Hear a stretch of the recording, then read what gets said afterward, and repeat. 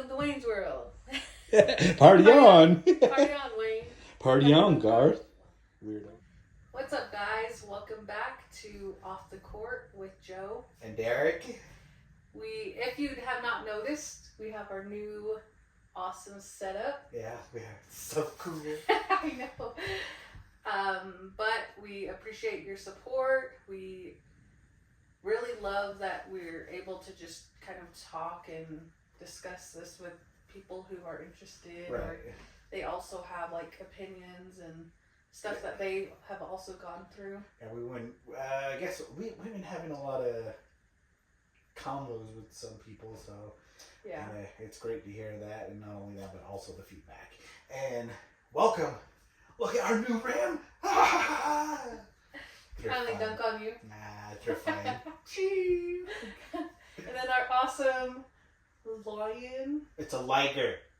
Oh my gosh, I think that looks amazing, and it goes perfect with our bulb. Yeah, kind of changed the mood a little bit, you know. I mean, I'm gonna miss the old rug in the back though.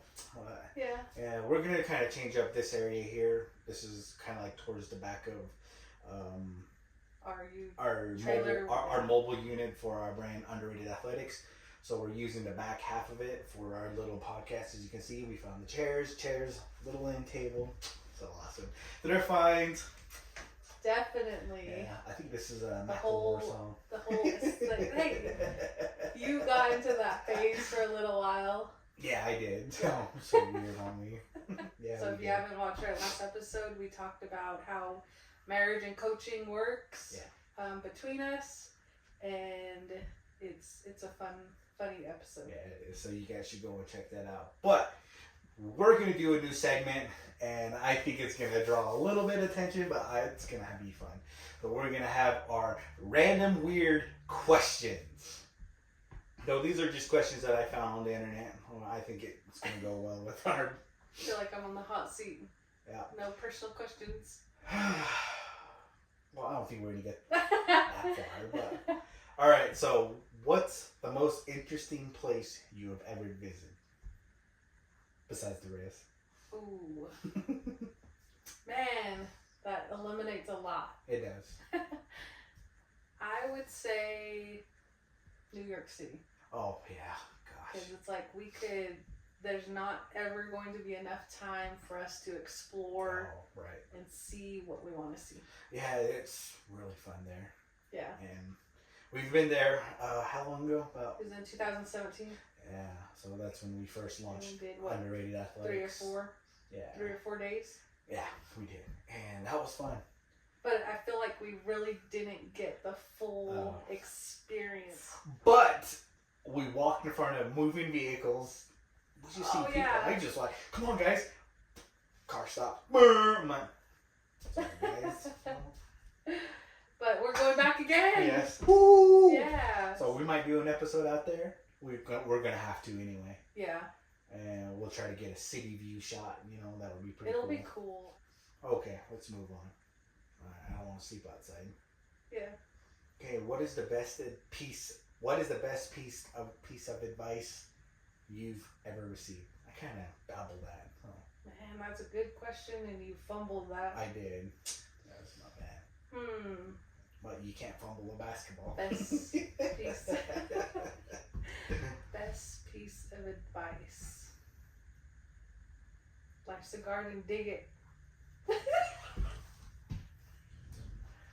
Oh my god, really? You're so weird. Well, there you go, guys. Life's a garden. Dig it. So weird, I swear. Alright, here we go. What's the weirdest talent you have? Ooh. Weirdest talent. I think you're that weird. I'm pretty weird, but... You say you're weird, but you... That's when I get like super hyper, and... That's not very often. Yeah, it isn't very often, but... You're not that weird, though. I'm not that talented either. That is true. But being weird is a talent, and that's not what you have. Well... But I know you're weird and all, but let's see your 6 toe. Colin. I said it's weird, but let me just see your sixth toe. Come on now.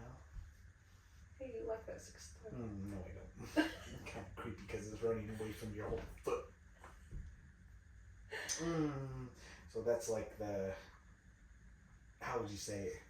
That's like the brother or sister that you never hang out with, and might have been my twin.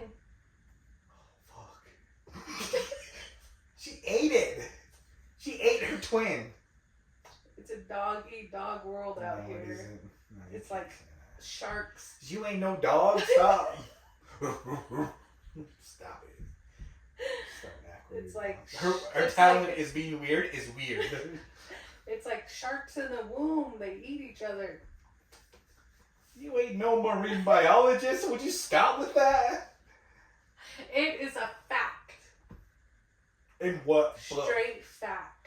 Since when do you pay attention to Dude, science don't discovery? You watch Shark Week? I know another Shark Week, but I know. You get the wrath of that Shark Week, though. Yeah, whatever. You do. Okay, guys. Should we move on or shall we continue? Continue. Okay, alright, here we go. Well, it's my turn. Let me ask you questions. Nope. Oh, Hey, don't be going. Hey, don't be You going are through. blind. Oh, I actually didn't. Don't be going through my phone though. I always do when you're asleep. Dang. Psycho. Psycho. Okay, this is gonna. Okay. Life's a garden. Dig it. Have you ever laughed so hard you forgot why?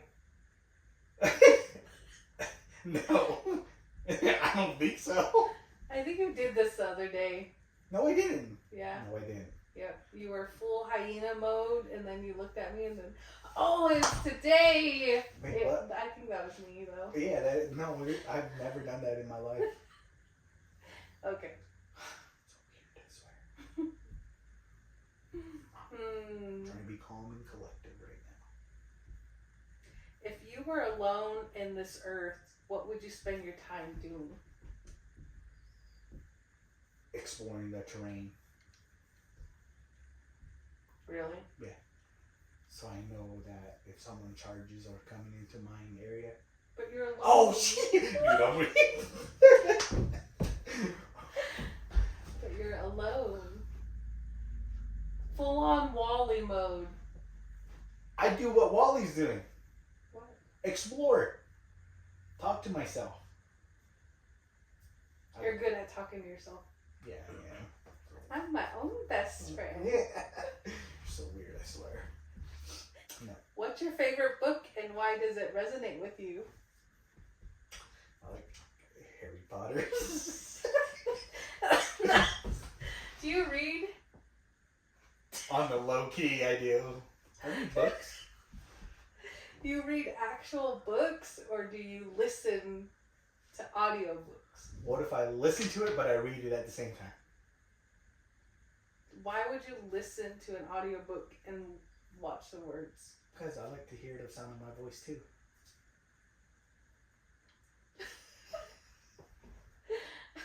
But wouldn't you would like to have like some magical spells and stuff? Oh, ridiculous. I low-key like Harry Potter. Man, you're such a nerd. I'm not a nerd. I just like it, but I'm not a nerd. Okay? I'm not a nerd. Okay, Okay. What's your go-to karaoke song? Ooh. Derick karaoke's. That'll be probably Luke Combs. Which song? Wait, hold on. I need a beer. I need a beer for this. Wait, hold on. Luke Combs. It's been a while since. Crazy Beautiful, or was it Beautiful Crazy? Or is it Crazy Beautiful? Crazy Beautiful. That was a good song. And then I like me some Morgan Wallen. You know, that Tennessee mudslide in the back he got there going on. But he cut it off, so. Yeah, you should cut yours. This is not a mullet! This is not a mullet! Okay. Morgan Wallen, what song? What's the one you jump across the train tracks? Hang your stuff on the Maple Lane. Dang, I forgot. It's been a while since I listened to country. Yeah. No more questions? No more questions because I'm making it weird. It's getting a little hot in here. Okay. Alright, you can we're have done. your phone back. Alright, I got my phone back, guys. Ooh, I think he was getting nervous. I was, because I'm trying not to say the bad things. Yeah. It's okay. You can say the bad things. We're adults. Yeah, we are. We are professionals. We're professionals at what we do as adults. So, this goes back to just thinking about it. This goes back to when we gave Harper that trend. And we're on TikTok. You can say any swear word you One like. time. Yeah. You're not going to get in trouble. Mm-hmm. You Son of a used bitch! He threw some attitude in that. Yeah, that was you crazy. could tell he wanted this. He wanted to say that. Yeah, he did. But it was funny. Yeah. It was pretty funny. I think I fell over and started kicking and laughing. Nah, but it was funny, you know. Yeah. I had my dry laugh where it's like. You're like Kawhi Leonard. Oh my goodness. That was Kawhi Leonard. That's what you had. Yeah, it was kind of weird. Rude. Oh my gosh! I just realized. Woo! Now she's gonna forget what we talked about. So. That was one of the questions. All right. Okay, we're gonna move on, guys. It's kind of getting weird in here. She's making it weird. You're making it weird. So today we wanted to go into like the mental aspects of coaching and working with kids and the mental toughness and all of that. But I feel like we have been going through that. Oh yeah, Like we have been talking about that. Yeah, we've been giving a little bit of a glimpse of every time we would talk during all the past few shows. Mm-hmm. But it really never comes down to like how do we feel, what's going on in our minds when it comes to those mental aspect parts of it. So let's just kind of jump right into it. So when we first started, it was great. You know, we were like, oh yeah, we're gonna learn this. Let's see if they know how to do a certain, play, or if they know a little bit of the terminology on what different types of screens or different types of cuts. And, that was like probably when we first started, but it was kind of difficult after a while. Yeah. I think the first 2 years we really had to go back and reteach a lot of stuff. Oh, right. And that I hated that it felt like we were holding some of those girls back that already knew. So we did our best to kind of separate. Yeah. And reteach the girls who needed to be retaught, and then trying to get the other girls who are more experienced at least further along in what they know. Right. And so, again, I mean, I think one thing that everyone needs to realize as far as, the mental toughness of it is, like, if you're an athlete, you control what hurts you, what breaks you, what helps you, what motivates you. Mm-hmm. Like, I don't think people have room to blame their coaches. They don't have room to blame really a whole lot of people, because they control how that affects them. And, coaches and players, coaches, parents, other people might have an influence in that, but ultimately it's the athlete and how they interpret some of those things. So, that's really what it comes down to. Yeah, that is some really deep stuff. And again, it's all about choices. Yeah. So if you want to follow somebody else, they might be either 50%, right, or they're going to be wrong. And it's going to be your choice if you're going to continue to follow that.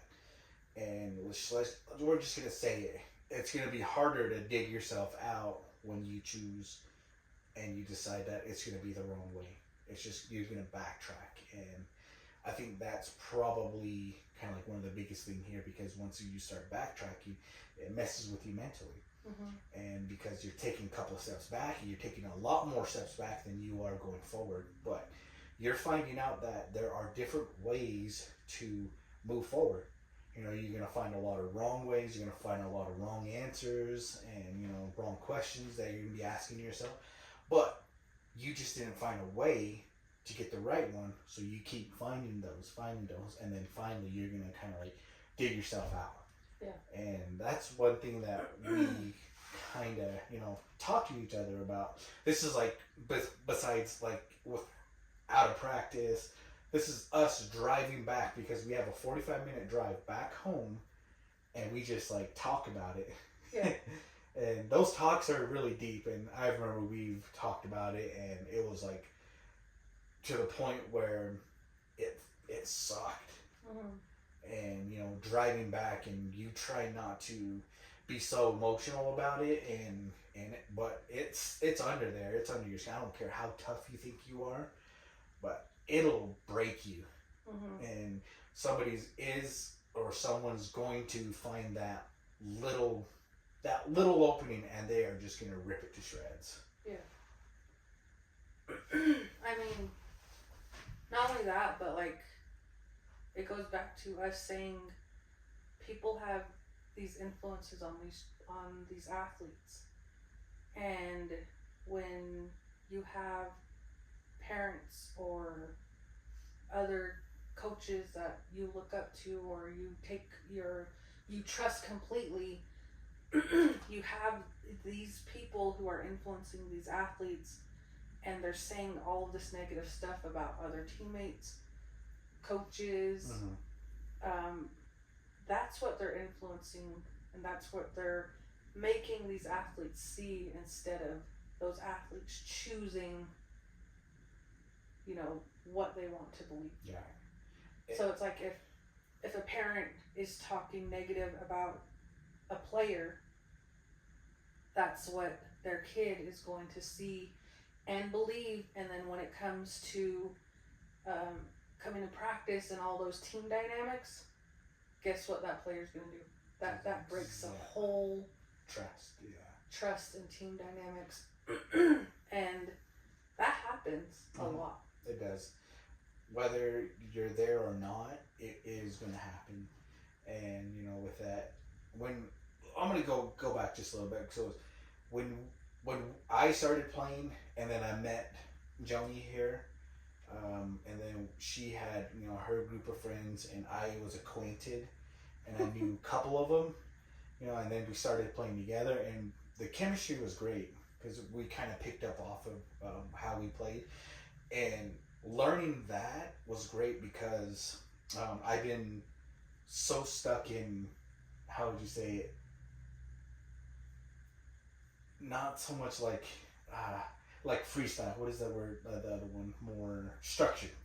So I was like really more structured in the game of basketball, but when I came back, it was totally different, and I kind of understood that once I started playing again, and I started playing these res tournaments. It was great. You know, we learned how to play together. We learned, you know, who was who.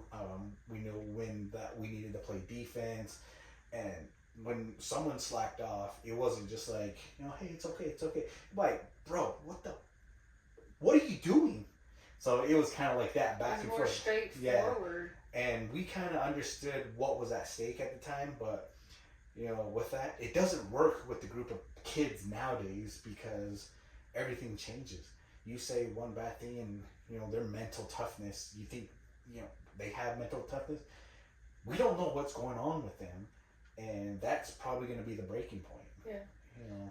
And this happened last year, is with some of our players, they weren't really engaged with the team, because they put that guard up from what happened the previous year with all of the drama and all of that stuff. So starting the new year, they put that guard up, because they did not want to go through that same thing that had happened. Yeah. and so that lost a lot of feed and trust into the program that we were wanting to create. And then that it's kind of like again, it's a what is the effect I keep talking about? Domino effect. Domino effect, like on. And it's like, or we could use the iceberg, because it's like at the top of the iceberg that's above the water is, okay, the parent is mad because, you know, her child isn't getting a lot of playing time. And then what's below that is, okay, well, your child really doesn't trust the team because of what had happened previously. They do not want to engage and put themselves out there with their teammates because of what had happened. They are more worried about education, and they want to make sure their grades and their school is, you know, they're doing good there. That's where they want to perform. They don't want to perform on the court or. But their parents are the ones pushing them to play at the same time. So I mean, we get those really like talented student athletes who hit the books, but yet come back to perform. Yeah. And that's tough. That's like draining. It is. You know, and I'm sure you've done this before in high school too as well. When you're out there, let's just say you're starting five, right? And a lot of people look up to you because, you know, you're one of the good players. You're one of the great players there. But if you can't perform in school, you're done. Like, your grades are going to affect you. And when you go to practice, it's going to affect you. And when it's game time, it's going to affect you. Yeah. And that's the tough part about it is, you know, we talk about mental toughness all the time. And really, no one's actually ever taught us how to do that. It was more of being direct, more being yelled at, and it's like, oh crap, I gotta put a little skin up, you know. Yeah. You know, that's where we come in. But again, we can't use that and turn it around to these other kids, to the other athletes. And then you also need to, and then it goes back to knowing who your athletes are, because we do have girls who are great at communicating. They're great at, you know, telling us, well, you know, I really want to get this done for school, and I really want to go on this trip, and I'm going to miss these days. And then when they start missing those practice days because they want to get schoolwork done, and they miss practice days because they go on trips for their school groups, that sets them back, because when we go through practice, that's 2.5 hours, 2.5 to 3 hours that we do a lot of team stuff. Yeah. And then when it's time for them to come back and they come to practice, when they return, they're lost. Yeah. Or they're behind. And then they have to start doing that catch up. And then that gets them frustrated, on top of already being overwhelmed with what they're trying to handle with school and stuff. Yeah, so I think with that one going into this season, we're going to have to kind of discuss that a little bit better, get a little bit more in detail, because, you know, we've had in the past, you know, several that have done that. And we were fine with it. Like, hey, if you want to excel in school, great. And if you want to excel in basketball and school, great. Yeah. So, and you have to learn how to do the balance there. Yeah, and definitely. Yeah. So one thing that I learned, and that I've always really thought about in the back of my mind is, and I was that person. I was like, you know, I'm so in love with basketball. It's the world. I wrote a list in middle school. And in middle school I put play basketball, finish middle school, play high school basketball, graduate high school, play college basketball, and go into the WNBA. Yeah. Those were my goals in middle school. And so that was what I was all about, basketball. I loved basketball. Everything was about basketball.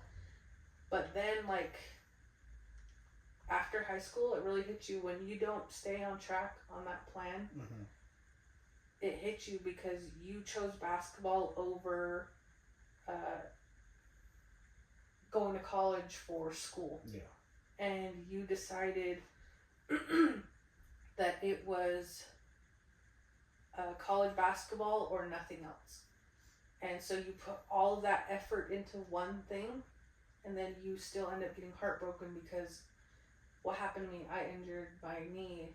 I tore my ACL and I couldn't even, play at that level anymore. Yeah. And it's like, and I put all my goals and everything into that. Yeah. So it's like, I don't think a lot of these players and parents realize that they should always have a backup plan.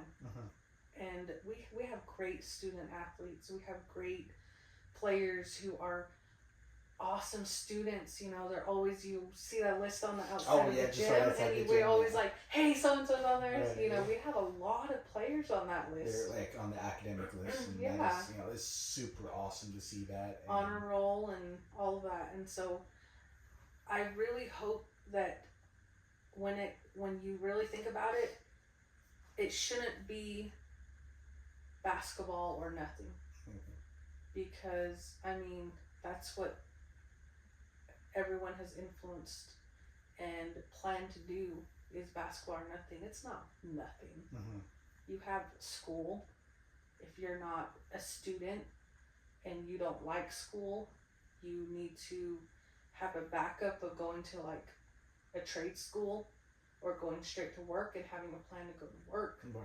Because basketball isn't always going to be there. Yeah, never will be. It's great that, like, now that we're a lot older, it's awesome to see that our other peers and other, players that we played your friends, my friends, and, it's great to see them play. But they are not the same as they were 15 to 20 years ago. And when it's basketball or nothing, and you don't have a backup plan or you don't utilize a backup plan, you see a lot of the players who are really struggling. Yeah. Or they're really hard on their children to be the athlete that they used to be. And they're doing everything that they can for their child to be that player that they wanted to be. And that's so upsetting because I probably was in that situation. And it really broke me. It really, I felt like I was a letdown. And we were watching a game the other day. And we saw some of the players and they played really good. Yeah. Like, their game was really good. We were cheering for them. Like, you were cheering pretty loud. But we were like, being positive, we were clapping, we were like, hey, good job, you had great serves. And then you sit and you watch their parents when they make like a good, or not good only play. just any parents, but like It was majority of the audience. Majority of the audience, they had scored like 10 points straight. Yeah. And nobody was cheering. Nobody was clapping. Like, I shouldn't say nobody, I should say at least a fourth of them were clapping. Right. And then everyone else just sat there quiet. And they scored 10 points in a row. Well, at one time it was like up to almost 25. Or 20, but at that point I was like, oh my god, here, I'm gonna start yelling. So, and with that, the players will feed off of that. They do. And that's how a lot of other teams feed off of like that energy, and it makes them feel better, and it makes them want to try harder. And with that, it's amazing to see, because when you go to different schools, the mental part of it there is positive. Yeah. And it's always like engaging there. And that's one thing that I think we struggle as on the Navajo reservation. But there are schools out there on the res that are really into that. But I don't know what, for some reason, it's always been like this here in this area. And, it's we're probably gonna get a lot of hate for this, but it's not great. Yeah. Being positive is not just about putting on a show, and then once you leave, you're back to who you were. I guess if that's what you believe in, stick with it. But there are positive people out there that want your team or the individual athletes to do better, be more, and just do that. And it's crazy. So. Yeah. And I mean, maybe it's because, like, again, times have changed. I remember, when I used to go down there when Sean was playing, and everyone had those 6-man shirts. Oh yeah. And the whole crowd was into it. Oh yeah. And that crowd was very different. Like, they were positive and they were into the game like that. But now, like, and that's something, again, that goes back to the whole iceberg thing of why these players are struggling. And in the below the surface is they struggle because they don't have the positive, supportive fans that they want. And we've talked about this for so long. I guess as long as we've been coaching, every year we've talked about, don't listen to the crowd, don't pay attention to them, and it's sad to say that. It's really sad to have to tell your team not to listen to the crowd. Yeah, because honestly, it's not positive as well. But we need some big, big, big energy in that building. I was even, like, going as far as like, so when I was in middle school, I was a part of a spirit squad. Oh, I remember those. We put together, or one of the teachers put together a spirit squad where we all came together, learned cheers, and then we went to games. Yeah, and you do that. Then nowadays it's called a student section. Yeah. So that's what, like, a lot of the schools that we go play, some of them do have student sections, and it does get crazy, especially when you start getting towards the end of the season, and that's where all at state. Yeah, towards the end of the season. That's the best place to have student sections is at state. So if we can and will, we wouldn't mind a huge student section. What's awesome about state basketball is you have all of the other teams that are competing, and then they go and watch these games, and they're like, "Hey, we're gonna cheer for you guys." So they'll start cheering, like, "Oh, that's our rivals. We don't like them." Of course, rivals they're gonna say that no matter what. Yeah. But once you feel that energy, your mental health jumps. It boosts. The confidence. And it gives you that confidence. Confidence, really. And that is probably one of the best feelings, not only as a player, but also as a coach. Because you're, like, trying to hype them up and try to keep that hype going. But if we know when you're in the game, because you'll dial in and you're going to pay attention. But if you're not and you have that little attitude, which will throw everything off, and I know it will, then we can see it. And it's hard to try to even... And I'm getting sick and tired of stepping on glass. Tiptoeing around. And that's probably one thing that everybody, I think, in the coaching world does. Yeah. So we can't say certain things. We can't do certain things. We just have to brush it off. And you know what? Yeah. I don't care anymore. If that's how it's going to be, that's how it's going to be.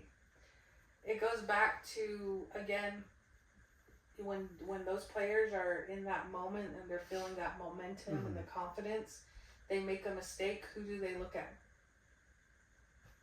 Their parents. And they're waiting for their parents' reaction. They're waiting for a validation. They're waiting for... If you want a validation, look at your coaches.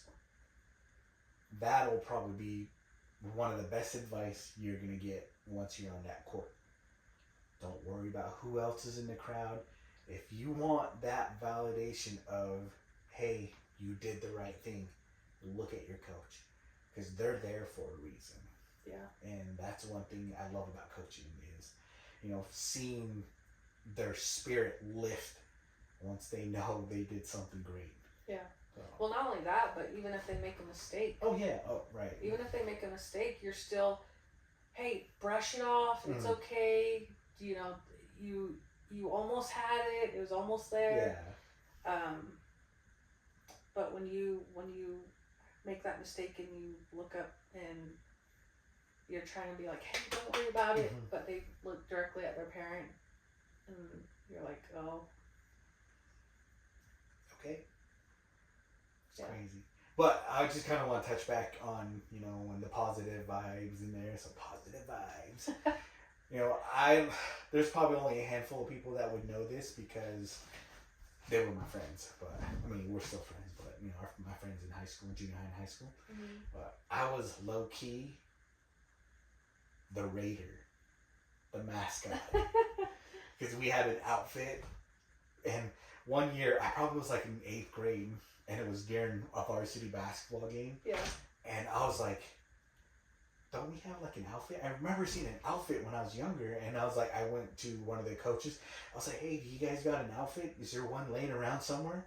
And they're like, yeah, we do. And one of the assistant coaches, I believe it was the assistant coach or one of the teachers, walked me back to a room, and they grabbed the bag. So here, put it on. I was like, bet. By the time we didn't know what bet was, but I was like, I got this.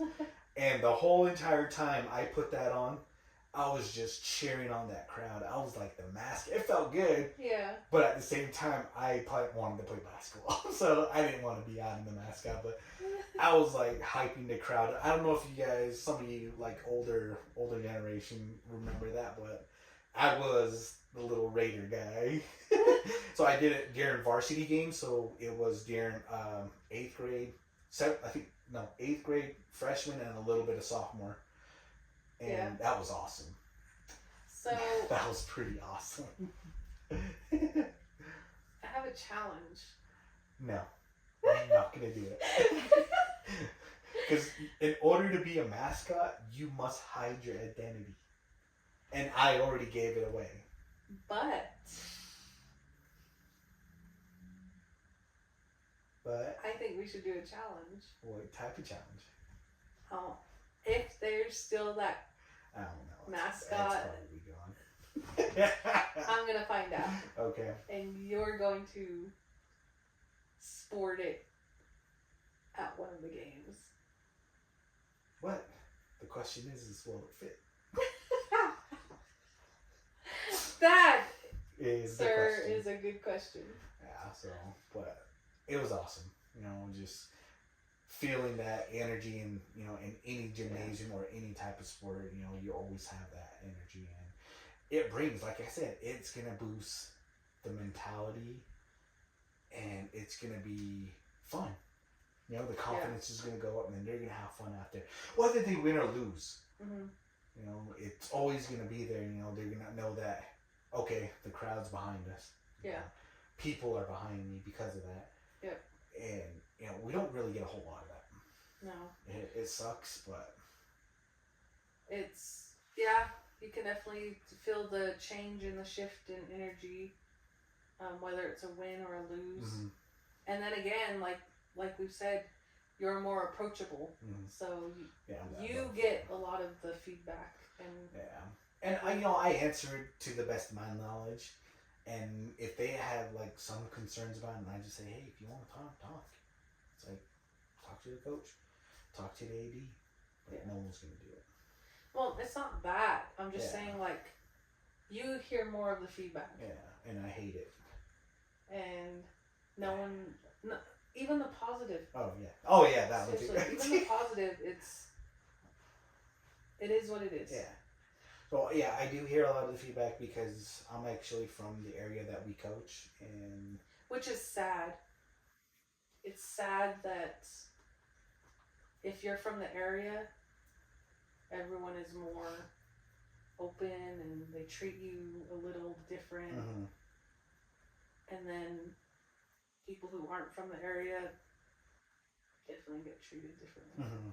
So I don't know if that's the same with everybody else or where you guys are from, where our listeners are from, and you know, it's crazy, but you know, if there's sometimes that, you know, just, you know, reach out, you know, talk to us. We want to hear your story.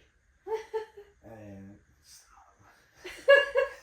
Yeah, we want to hear you guys' story too, and just because I know this isn't just new to anybody. I just don't think there's people out there that open up to a lot of these, and they just want to keep it closed. Mm-hmm. So, and I know for a fact that there will be people out there. And we just, we just want you guys to open up. Yeah, that'd be awesome.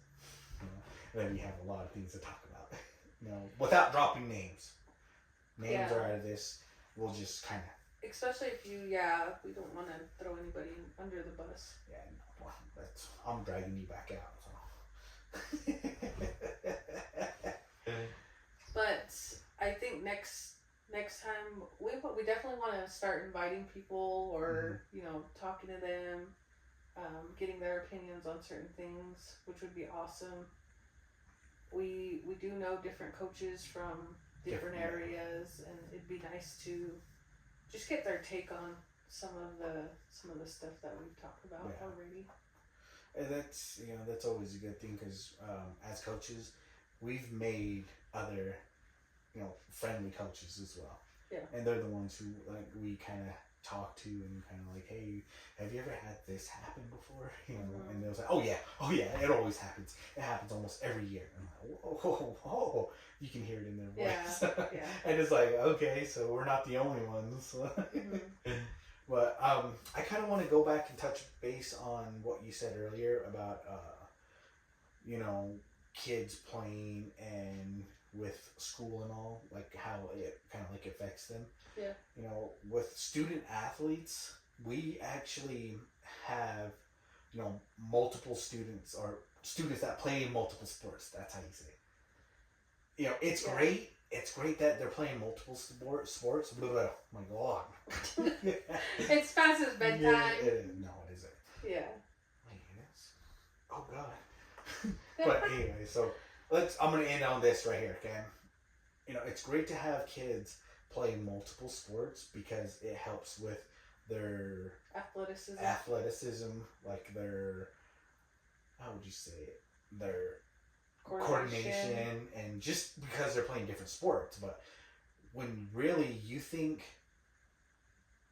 basketball and football are all sports, like they say it's football or nothing, there are kids, people, adults that actually live by that. Yeah. And a prime example is pro players. Oh yeah. But you hear a lot of... Hold on, I'm not done yet. You ended your sentence. I know, I did. But with them, a lot of them weren't different sport. They didn't play different sports. They played one single sport, and they thrived at it. They did more work with that sport than any other sport out there. I will tell you this. What? Caitlin Clark quoted that she wished she played different sports. Yeah. And not just basketball. Yeah. But you still have people think like that, though. Yeah, but they were... Then again, are they on the reservation? No, but... Did they have... what were their resources? Who did all of the recruiting? Who took them to all of these places to be recruited? Okay. I see what you're saying. What their resources basically is really puts them aside from. And then like we said, the bigger schools, maybe like the 4, 5, 6A schools, where they have over 1,000 students. They're only going to play that one sport because they do year-round, basketball, or they have the club sports. I don't think they're going to have athletes playing all. But that's, I guess in a way, that's how I would feel. Yeah. I played multiple sports.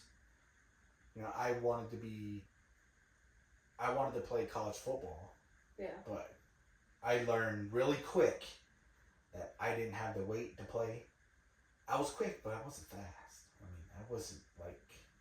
I think that's what some people also need to take into consideration is, you want to play college level sports.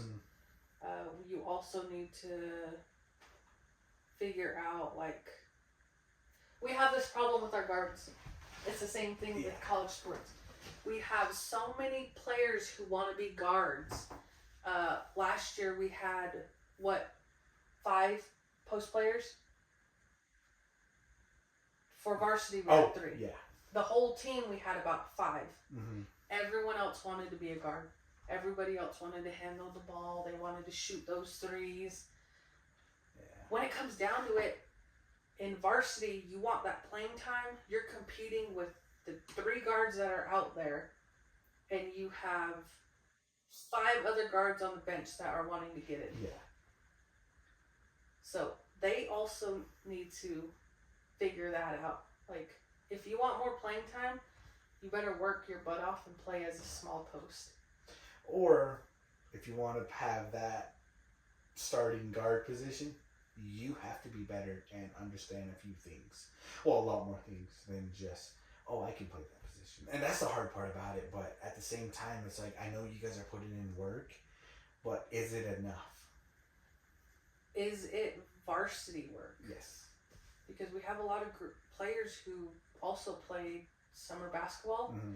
But if they want to be a varsity player, they're playing against younger divisions. Mm-hmm. Or divisions their age. They're not playing against the varsity players or the elite players in that. And that'll show you a lot about your team once that happens.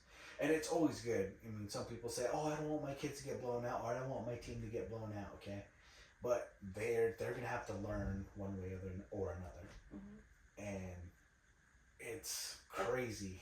It's crazy. Like we said, there's always going to be a team bigger, faster, stronger than you. And that is the reason why we work hard. Yep. So.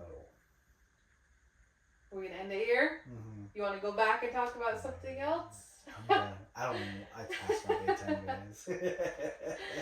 But again, we appreciate the support. Yep. If you have questions or you want us to talk about like a certain subject or touch on a certain topic or issue, let us know, and we will definitely address that. Drop your comments. Mm-hmm. Or it doesn't have to be at the bottom. You can send us a direct message. Or maybe you're a coach and you want to be on the channel and don't roast us. So I guess in a way we'll find a way to interact with y'all. So yeah. But we appreciate the support. Thank you for always being here. And we hope that new segment, you just had fun with it. Yeah. So it was awesome. Yeah, it was awesome. So we're going to get stuff's going to get a little weird around here. So. But thank you again, and good night.